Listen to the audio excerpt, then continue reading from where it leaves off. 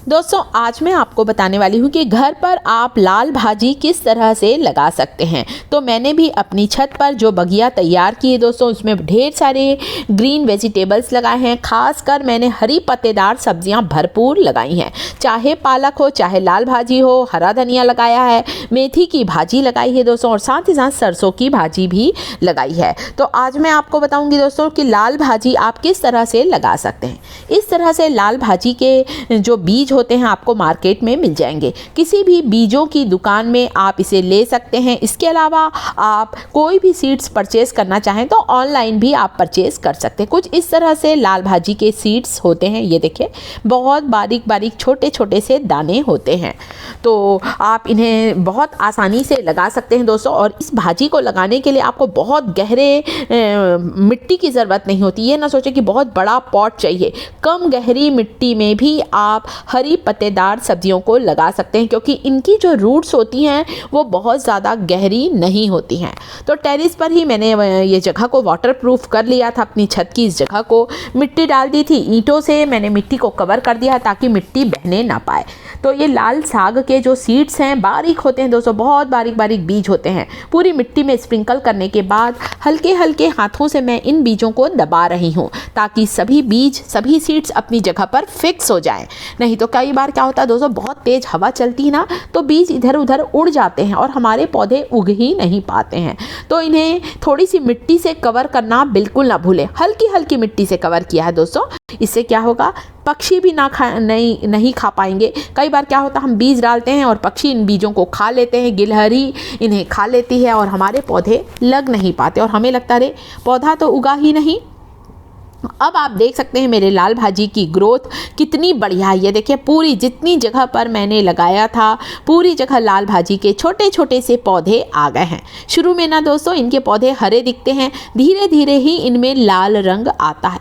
बहुत ही पौष्टिक होती है, भरपूर मात्रा में लाल भाजी में आयरन होता है। तो ये देखिए, आप इनकी ग्रोथ देखकर अंदाज़ लगा सकते हैं कि कितनी अच्छी तरह से लाल भाजी हमारी बढ़ रही है।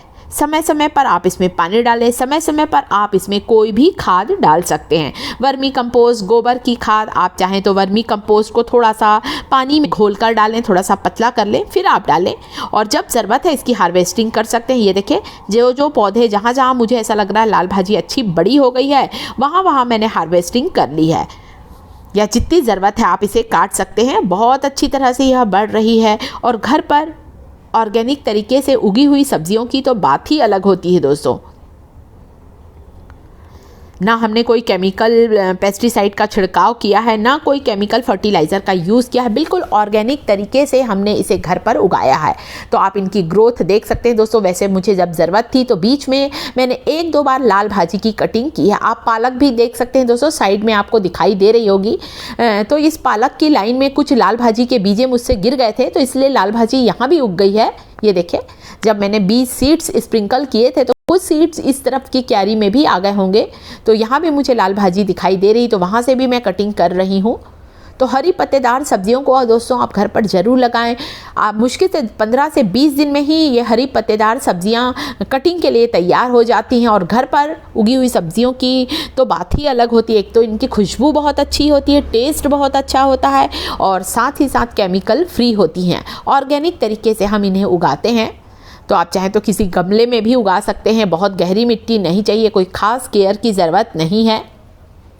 और जितनी ज़रूरत है उतनी सब्ज़ी को काटें और बाकी को आप बढ़ने दें।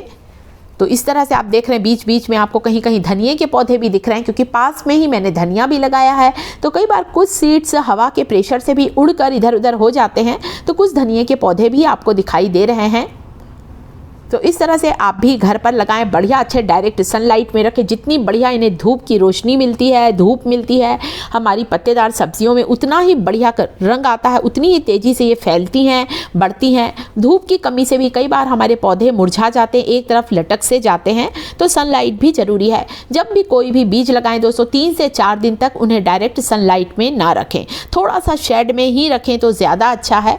जैसे ही सीड्स में जर्मिनेशन हो, आप इन्हें डायरेक्ट सनलाइट में रखें। ज़रूरत के अनुसार ही पानी दें, 3 से 4 दिन में पानी दें, क्योंकि अब ठंड का मौसम आ गया है, ज़्यादा पानी की ज़रूरत नहीं होती है। ज़्यादा पानी से भी पौधे खराब हो जाते हैं। वीडियो अच्छा लगा तो लाइक करें, टिप्स थिएटर चैनल को सब्सक्राइब करें। Thank you.